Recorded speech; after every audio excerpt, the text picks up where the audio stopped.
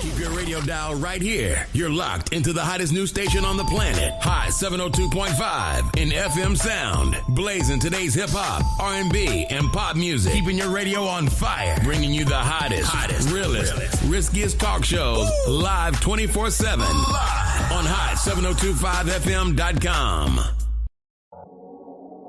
What's going on, everybody? It's your main man, 360, the poet from the Morning Wood, and I'm here to talk to you about the Sci-Fi Center. It's your Vegas home for science fiction, horror, and fantasy. From comic books, toys, and posters to movie screenings and live events, they've got you covered. Located at 900 Cameron Avenue, Suite B209, give them a call, 702-900-4335, or reach them at thescificenter.com.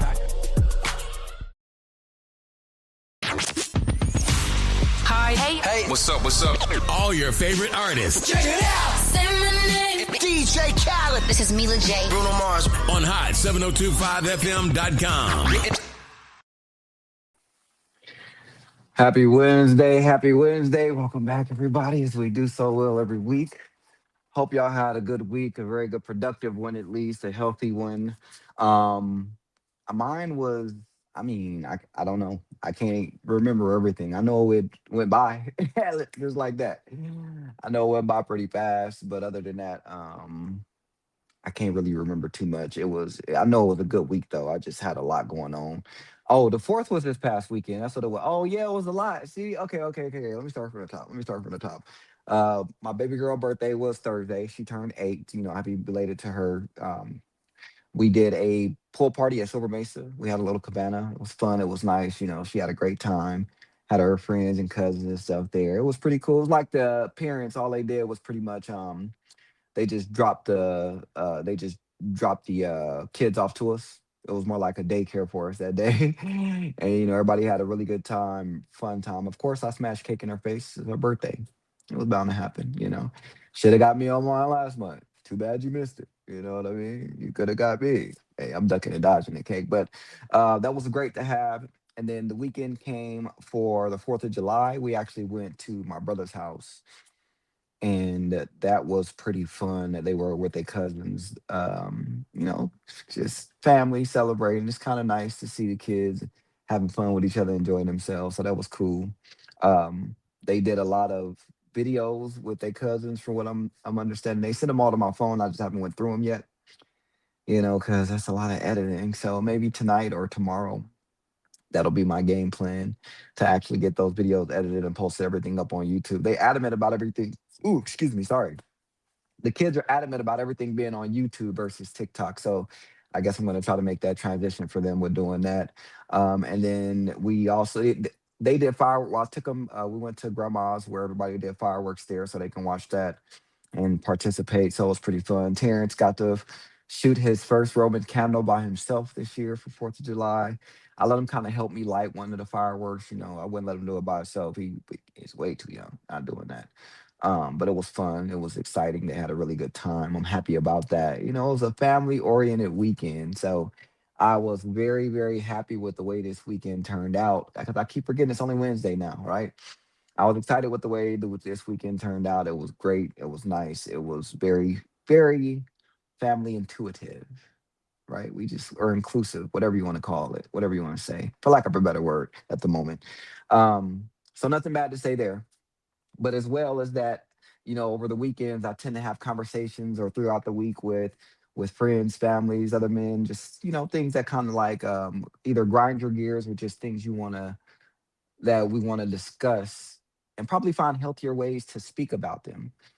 People think we all get together and we just want to talk shit, but we really try to help each other get better and be better. Ultimately, people won't accept that with most men, but we typically would try to help each other get better and be better. We're not really trying to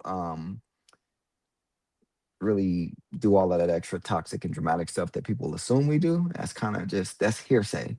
And if we know anything about hearsay, it's just that, hearsay. So I'm not going to let none of that get through to it. But of course, we kind of try to discuss the issues we having, the problems, the situations, maybe whether that's at home or not. Just simple dialect, right? Simple conversation to have with each other, just to kind of find a way to release without being judged, right? Without being looked down upon, and being able to be supported through it all. I think it's healthy for every guy to have at least another guy or two to be able to do that with. I'm telling you, man, it's nothing wrong with confiding in your close friends and family and or family. Like if they've been through it and they going through it or they got some advice that they can give you or experience under their belt, it's cool to hear them out. It's cool to hear them out. So over the last week, it was a couple of things that really were being discussed. One of them, the other one, I think I'm gonna go over that one. I just don't want to shorten that up too much, so I think I'm gonna go over that one next week. But the one we kind of spoke about in this past week was more so speaking of combative, being combative, essentially. And when I speak about this, I'm gonna break it down because I don't want people to think that I talk about being combative like in a negative way, right?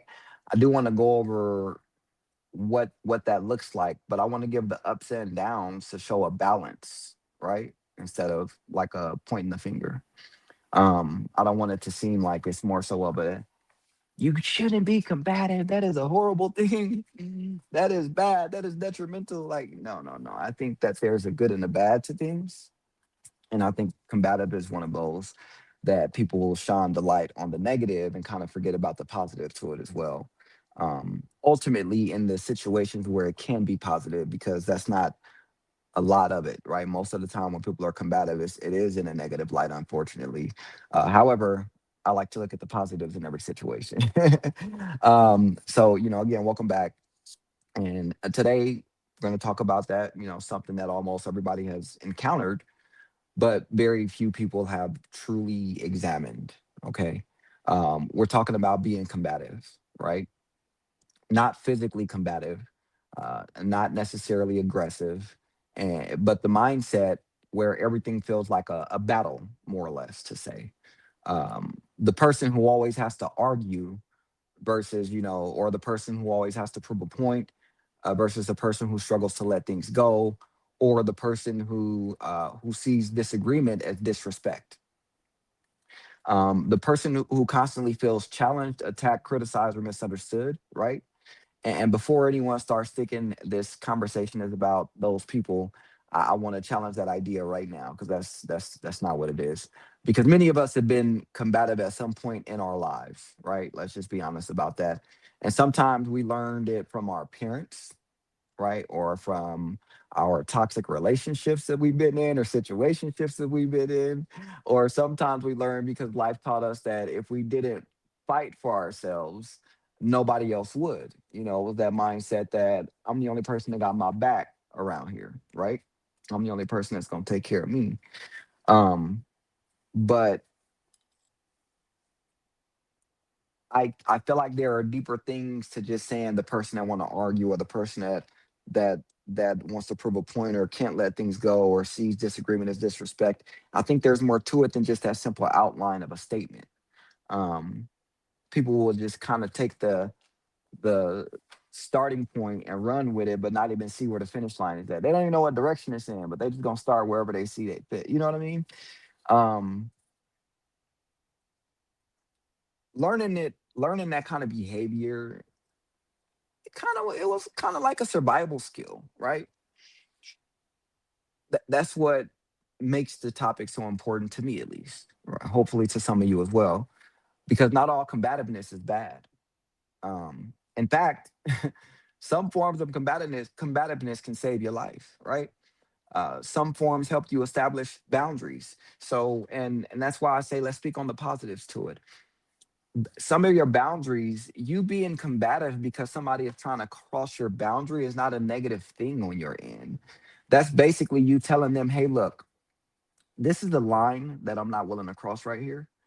And what I would appreciate is if you respected that line and didn't cross it.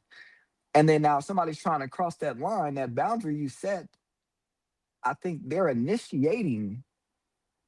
So you have every right to defend your boundary, right? So you being combative in that way is not intentional. It was like, no, no, no, no, no. You crossing the boundary I've asked you not to cross that I've told you to respect. You don't want to respect that boundary in that line. And now we're here at the situation.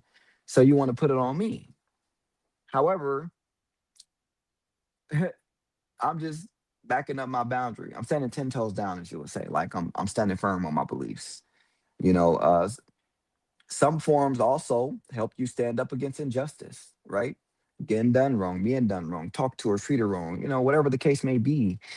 Being combative is probably you just saying, hey, no, I will not accept this. I will not take that. It's not going to happen. This is no, no, no, no, no, no, no, no, no, no. Some forms help you become successful because obviously there are some things you have to do within getting to that level of success or reaching that level of success that you may have to be combative about. And it's simply because of what? People are probably not respecting your boundaries. Or there just may be some things that if you're not combative with it, you're not facing it head on or dealing with it, you're probably going to miss an opportunity, right? You're probably going to miss an opportunity. Um, the problem comes when the fight never ends, right? I don't think any fight, they got rounds for a reason. Football got four quarters, basketball got four quarters. Um, um, um, Boxing has 12 rounds. You know, you have these limits for a reason. These fights are not supposed to go on forever. It's supposed to be an end point to them at some point, be it or be all, right? Um, when you leave survival mode, but survival mode never leaves you, that's a problem. And I'm gonna talk more about it because I do always tell people the one trait every human being has in common is survival. That's something we do all have in common, the only thing, right? But sometimes you have to, it's like with especially fellas with us, we have to learn sometimes to set our pride aside, right? Swallow our pride and either ask for help or, step aside and let somebody else do something. We kind of have to. Kind of like the same thing with this here. Like, yeah, we may be in survival mode, but you have to learn that at some point you've gotten yourself out of it. Listen, I go to work every day. I do my best. I work, take care of home, take care of my responsibilities. And even though I know I go to work every day, I'm still worried about losing my place. I'm still worried about not being on my P's and Q's. I'm still worried about being on the street. And I don't have a reason to, which is crazy. And I think that's because I was in survival mode for so long that being comfortable didn't look right to me. I didn't know what that was. I didn't know what that was at all. So again, when you leave survival mode, but survival mode never leaves you, it's traumatic, man. It's really traumatic. I'm just speaking from experience.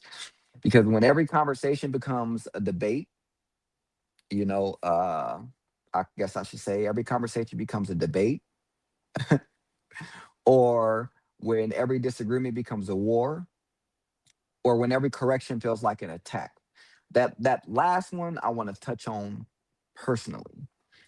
I was at a point where I felt like when people were trying to help me grow and be better, anytime, regardless of how they sat me down and have the conversation, I felt like I was being attacked. I felt like it was a personal attack on me. Marquand did it. I felt like, why are you calling me out? um, Horrible way to feel. I shouldn't have processed it like probably should have processed it a lot better than that, which is now I'm learning to do better with that. Horrible way to feel, I will say that. And then I had to learn, huh, if you take yourself out of it and look at it, it looks like general advice, nothing personal about it. So I had to learn to take myself out of it to look at it from both sets of shoes, if I must say. And when I learned to do that, it became easier to understand that I'm not being attacked. People are helping me so that way I don't do anything wrong or I improve for the next time to be better, to do better. And if all I can do is jump to defend myself or to justify my actions or reasonings, that's where the problem may lie. Because the true thing is, hear them out. Because nine times out of 10, when you hear them out, you'll probably get a chance to tell your side of the story, but you probably won't even want to because you realize they already understand it. And they're just like, no, I get that. But hear me out for a second. I get where you're coming from already. I know that. I hear you. But on the logical side of that, look at it like this. So it helps me out a lot because now I tell myself that, hey, without feeling personal in this discussion on a logical level, how do you feel about it logically? What kind of information can you give from a logic standpoint? And I'm like, oh man, I come at it a lot better now because of that. I don't have to have this personal feelings involved that allow me to be biased in my opinion in a way. You know, it helped me grow and become a little better in who I'm becoming as a man, essentially. You know, I just had to learn again to stop taking everything so personal because it wasn't personal. I was probably just not looking with both eyes, so to say. So to say. Um, when every relationship becomes something you have to win instead of something you have to nurture, that's a problem, right? Uh, Tonight, we're just going to unpack all of it, right? The healthy side, the unhealthy side, the trauma behind it, the impact of relationships, the impact on children, the impact on family, and most importantly, how we heal from it, or at least try to start to heal from it. Um, and the first thing I want to point out is what it means to be combative. Okay. Being combative means having a tendency to oppose, challenge, argue, resist, or fight back. That's just how it is. Now, that doesn't automatically mean yelling, right? It doesn't have to be violent, aggressive, loud, disrespectful. Many combative people are actually pretty calm, very calm, if I must say. Some are highly intelligent, and man, will I tell you how bright and brilliant they are. Some are incredibly successful, and I mean to the utmost of your vision that you can see, even higher, right? Some are respected leaders on a daily. Combativeness isn't always loud. Sometimes it's subtle, right? For example, somebody comes in and gives feedback to you, right? Hey, look, I see you've been here 5 minutes late every day. Maybe you could leave home 10 minutes early every day. That way it leaves you with 5 minutes to do whatever you need to do before you have to come into work. Right. And just so you don't have to worry about getting written up over 5 minutes every day. Because we all know there's some companies out there that'll do it. Instead of listening to them saying, hey, I'm trying to help you not get written up or lose your job, you immediately explain why they're wrong and feeling that way. Oh, it's only 5 minutes. It shouldn't matter. I'm here. Plus, I get a lot of work done. I stay later anyway. I never talk about that. Like you immediately get to trying to justify your actions and reasoning. But someone expresses something wrong or someone expresses something that hurts them, instead of understanding their feelings, you start defending yourself, right? So essentially, if someone has a different opinion, instead of being curious, you start preparing for a rebuttal. So my favorite thing is I used to tell people, you stop me at the comma, not the period. Recently, what I've been working on with therapy is that can come off aggressive and dismissive.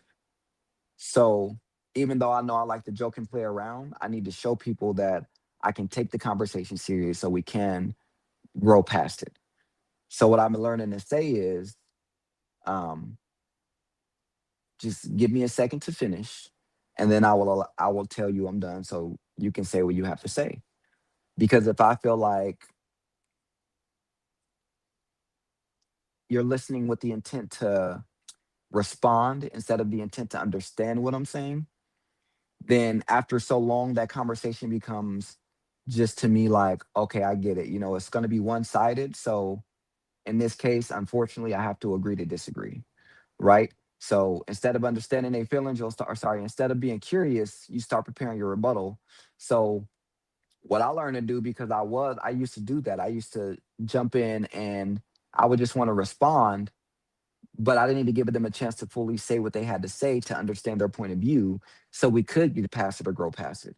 I was too defensive to let it be. Um, and it kind of stunted my growth. And I didn't like that. So I had to learn to be different about that. I had to learn to do different and be better, you know. Or if someone asks a simple question and you hear criticism hidden inside of it, right? The conversation shifts from understanding to winning at that point because of that small criticism you've heard. Um, that's combativeness. That's what that looks like overall. Uh, it's again, it can be healthy and unhealthy, but portrayed in certain ways, it can really hold you back from being the better person you can be tomorrow or the day after that or the year after that, however you want to look at it. And of course, I want to discuss the good side first because I like to focus on the positives. Because healthy combativeness absolutely exists. Whether you think it does or doesn't, it absolutely exists. Healthy combativeness looks like standing up against abuse. Okay. I will not tolerate disrespect. I will not tolerate you currently yelling at me all the time. I will not tolerate you putting your hands on me. I will not tolerate you dismissing my feelings or emotions. I will not tolerate stuff like that. Or protecting your children, right? That is great. That is combativeness in a healthy way that it should be. Or defending your boundaries, like we discussed earlier. Or refusing to be manipulated, like we all say. Nobody wants to be made a fool out of. So it's nothing wrong with you being combative when you have to defend your boundaries, respect yourself. Don't let nobody manipulate you. Or speaking up against injustice. We all know, we see, especially, come on, my brothers and sisters, we know we have to try to do that. Or not try, we know we have to do that.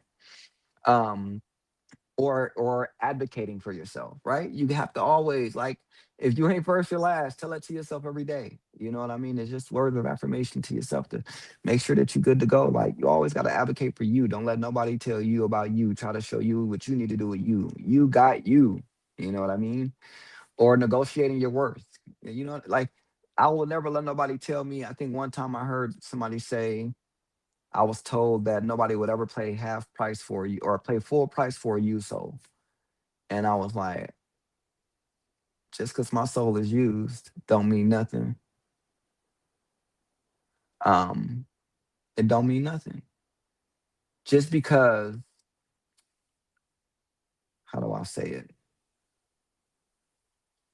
You think my soul is used and not valuable, lets me know that you don't value it the way you should. Because my soul is experienced.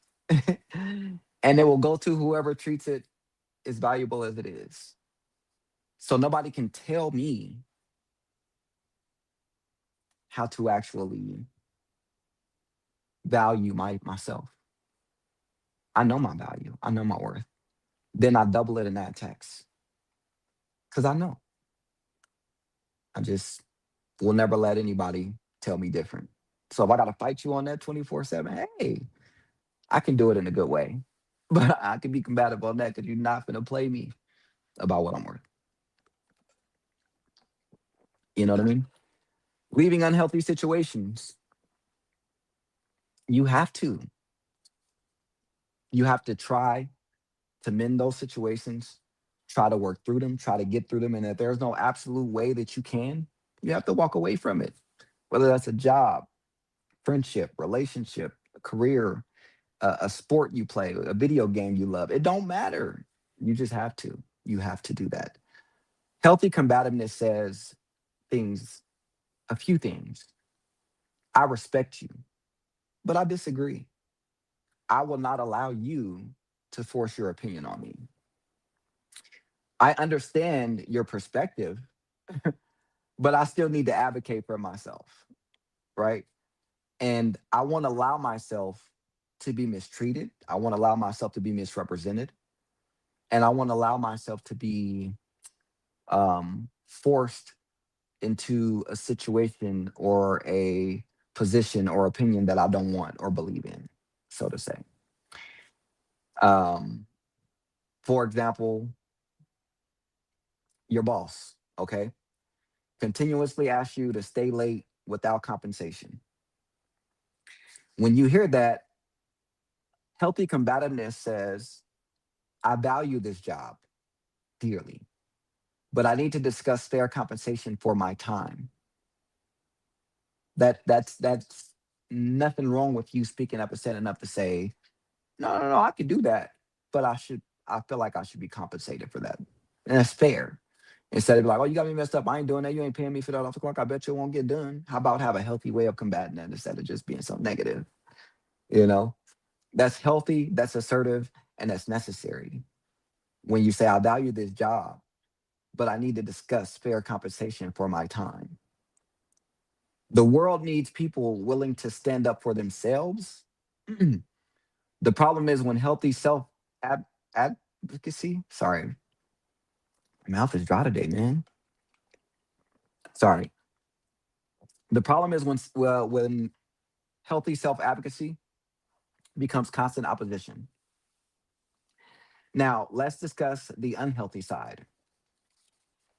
I know, right? We have to get there though, so I can get that balance. Examples are correcting everything or arguing over insignificant details, um, refusing accountability, or always needing the last word.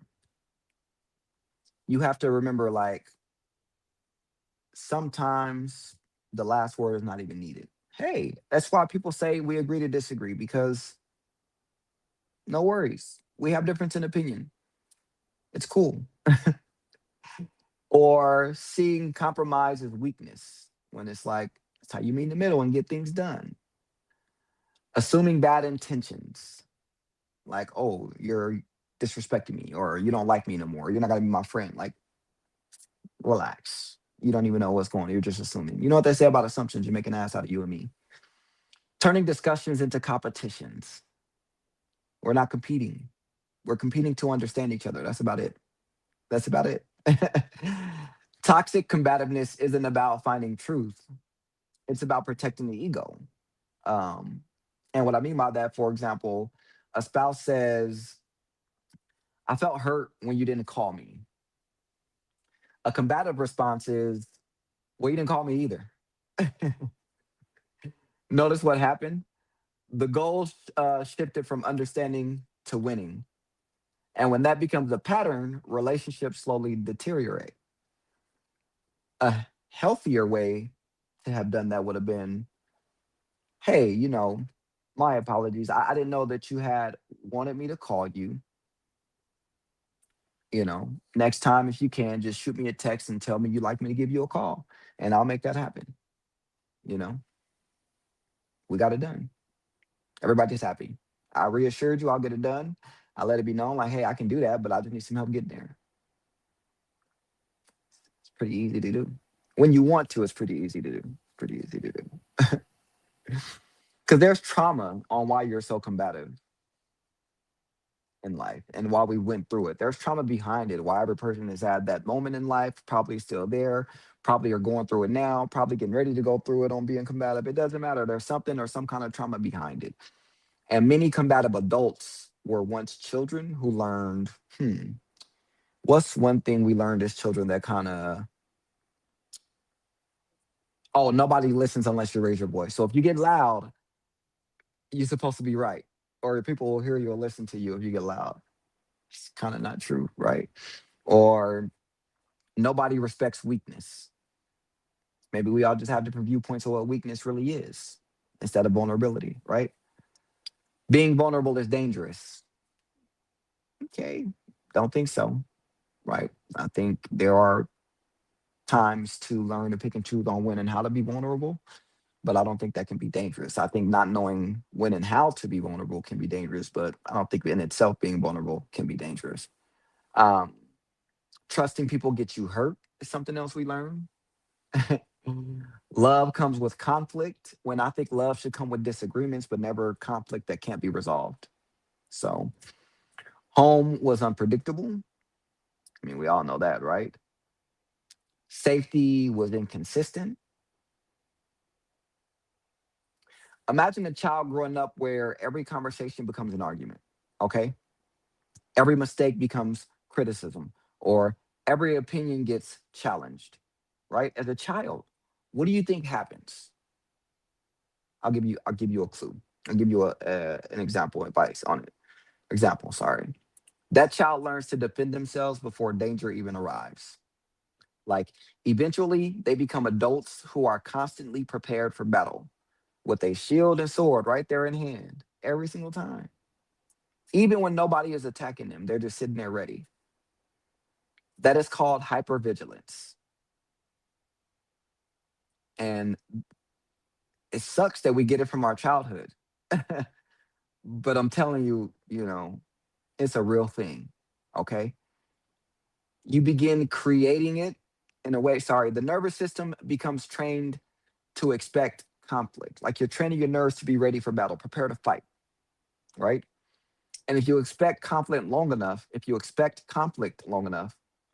you begin creating it subconsciously, unintentionally. It's just going to happen, right? Because conflict feels familiar to you. It feels comfortable. You don't want to go out of your comfort zone. You don't want to be left in the dust or be different than what you are or where you already are. You're kind of more so like, oh, well, I kind of got to get through this and be through this. So that's kind of where you left at with it. But, it kind of creates an argumentative person. As we grow up, we become argumentative. And that way we have to kind of learn to see through it. Trauma often teaches three dangerous lessons. The first lesson is everyone's against me. I don't care what you say. Everyone is against me. They all ready to attack me. Every single one of them. The second lesson it's want to teach is I must defend myself at all times. And I mean, even when I'm asleep, even when I'm dozing off, even when I'm being defended by everybody around me, I must defend myself at all times. The third lesson, man, if I don't fight back, I'll be controlled. These beliefs can quietly follow someone for decades. And I mean decades, even into healthy relationships, even into good jobs or careers, even into loving families, great friendships. Like it literally follows you without you even noticing that it's on it's like your shadow. It's your shadow is there, but you may not see it all the time. You know, it's crazy. And then it'll start destroying relationships if you're not healthy about it. Relationships require emotionally, sorry, let me say that, retracting this. Combativeness destroys emotional safety. And you have to understand that relationships require emotional safety. So imagine being with someone where every concern becomes an argument or a fight or it blows up. So eventually you like, you know what? I'm just done communicating. I don't want to do it no more. I'm good. Not because you don't care, it's because you're exhausted. People begin walking on eggshells. Children begin staying quiet. Partners stop sharing feelings. Family members avoid conversations. The combative person often says,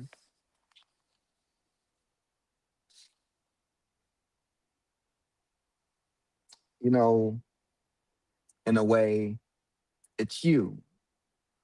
But the reality is, people stop talking because every conversation felt like a battlefield. It's like I got to get up and go to war with you every day when I'm trying to simply get you to understand where I'm coming from, how I feel about something, and that it's just affecting me in a certain way. And it's to a point where they're like, you know what? It just feels like a battlefield every time I'm trying to conversate and talk to you. A relationship isn't supposed to be a courtroom, right? Your partner shouldn't have to build a case every time they're hurt. I shouldn't have to bring my lawyers. I shouldn't have to bring the jury of your peers. I shouldn't have to get people, in the delegation. I shouldn't have to get all of that taken care of. And I'm going to give you like an example for like a romantic relationship. Your partner says, I miss spending time with you. And your combative response is, well, I'm working all the time. A healthy response to that would typically be, I didn't realize you were feeling disconnected. Let's talk about that. Let's see what I can do to help you feel more valued and more get more of my time. Let's see what we can do about that. You have to notice the difference in that. One response creates connection, while the other creates distance. When the goal is to build a stronger connection, not separate from it, right? You want to build a connection, not separate. So hey, but the one that I really want to talk about and kind of dig a little bit in is how it affects your children if you're a parent. Y'all know me, man. I love being a father. That's my first goal in life that I love keeping at. So I do want to talk about that because this is one of the most important sections to me. Children learn relationships by watching adults. Like y'all know, kids are curious. They see and they do. They see and they act. They watch everything we do and say. So if children, what do you call it? If children constantly witness combativeness, then they learn love equals conflict, or disagreement equals fighting, or communication equals defending. And some children become combative themselves. And you can kind of see it as their kids growing up. You can see the traits showing in them. Others become people pleasers. They want to make everybody happy. Neither one is healthy. A child raised around constant arguments may struggle later with trust, communication, conflict resolution, emotional regulation, intimacy, self esteem. It's so many things we'll put on these children by not letting them see a healthy way of being combative, right? Sometimes the most painful part is that parents don't even realize they're teaching it. Sometimes we don't even realize certain traits we put on them. We've bestowed upon them like we were passing down powers of the sort. And they think, they're simply just speaking their mind. Meanwhile, their children are learning survival strategies. And we have to do better with that because these babies are important. We shouldn't be worried about letting them see nothing but the best people and the best versions of us that we can be. Just keep that in mind. Combativeness can poison entire family systems, right? And family gatherings become stressful. Holidays become tense. Everyone happens, or I should say, prepares for a better word, for arguments before they even arrive. One combative personality can influence an entire room, and we know that much, right? We've seen it happen before. Think of the movie Soul Food. That one little spark of an argument caused everybody to go off, right? Um, or even in Why Did I Get Married? You know what I mean? When Mike went off on everybody, like that one little thing caused everybody. We all know how that can be. So people begin avoiding subjects, avoiding calls, avoiding visits, avoiding connections. Like we ain't been doing this for years and years and years. Not because people don't love them, but because conflict has become too expensive. And I mean that in a way of it's maybe emotionally expensive or mentally expensive, or maybe it is financially expensive if it's physical. You never know. But being combative is very exhausting if it's so negative, right? Constantly scanning for threats, constantly defending yourself, constantly proving points, constantly connecting others or correcting others. It creates stress, anxiety, loneliness, relationship problems, physical health issues, emotional burnout. And the body was never designed to stay in fight mode forever, right? We're not supposed to be in fight or flight mode forever. So we got to start learning the healing. But healing starts with awareness, right? It's like knowing to stare. Ask yourself, do I listen to understand or listen to respond, right? Do I feel attacked easily or do I struggle admitting when I'm wrong? You know what I mean? Like sometimes it's okay to say, hey, I didn't know that information. I learned new information now. I get it. I got it. I learned new information. Thank you for telling me that. And do I always need the last word? Do people seem hesitant to talk to me? These questions aren't about shame. They're about growth at the end of the day. Uh, Next, you got to learn to pause before reacting, possibly, or ask, am I being attacked or am I being triggered? Right? Because there's a difference. As we know, they're not always the same thing. So you got to practice your curiosity. So replace you're wrong with, help me understand why you feel that way. Replace I disagree with, tell me more. Explain to me why it is you see it like that. Or replace I'm right with I may be missing something. Healing also means learning emotional regulation. So not every disagreement requires a defense. Sometimes you can be like, okay, I see that. Cool. What's the next thing to it? Not every battle needs to be fought at the end of the day. Okay. It just doesn't. Sometimes we can go along with it and say, you know what? I'm good where I'm at. This is cool. I can work with this. I understand where you're coming from. I don't really have nothing to combat against it because I'm just understanding what you're saying. So, hey, it is what it is. Nothing to worry about there. Nothing to worry about there. So ultimately, again, you just have to learn to realize that sometimes every action doesn't need a reaction. And there are better ways to go about things and to be so aggressive and violent all the time. I'm just glad that throughout my life, I've had those people be there for me to support me in my times of need because man, like this has been a great year for me learning about combativeness because in therapy I've learned to be combative and stand firm on boundaries and my beliefs with people. And it's also though in real life I've learned to let my guard down and realize everything's not a personal attack on me and people are just trying to genuinely assist me and help me out and push further and grow in life, right? So if that's the case, I had to realize like there's a balance. There's a yin and a yang for a reason to everything. So it wasn't an easy task when I started to realize that, you got to just kind of stop taking it so personal. It's not personal. It's not personal. People that care about you are going to point out things that need to be corrected because they want you to do better. If they don't point it out, they don't care about you. Now, if they point it out and you choose to continue to ignore it, that's completely up to you. You choose to ignore it. You're keeping yourself in that position where you could have grown and been better at it or better from there. You just have to learn to be better every single day. Do something, I don't care how small it is, just do something better every day. Challenge yourself on something every day to do it better. Whatever it could be, the smallest thing, right? Just try. We got that mindset where you want to give up before you even try, and then you like, dang, what's the problem? Why it ain't working? Where's your effort? Where's your effort? Man, I want to leave everyone with this thought today, okay? And again, I get here and I express my opinions. Whether you listen to that or not, that's completely up to you, right? The advice I give, the things I state, is just that maybe it'll help you go about something a different way or in a better way. But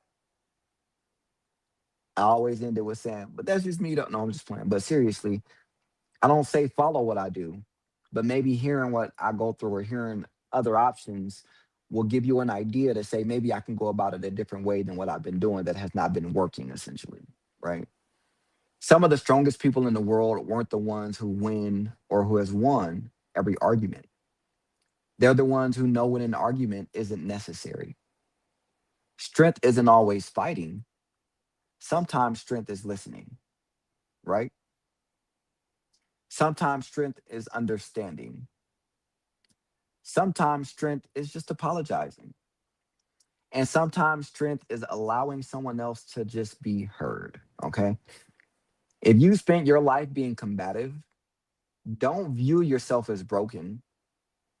Understand that many people, many people,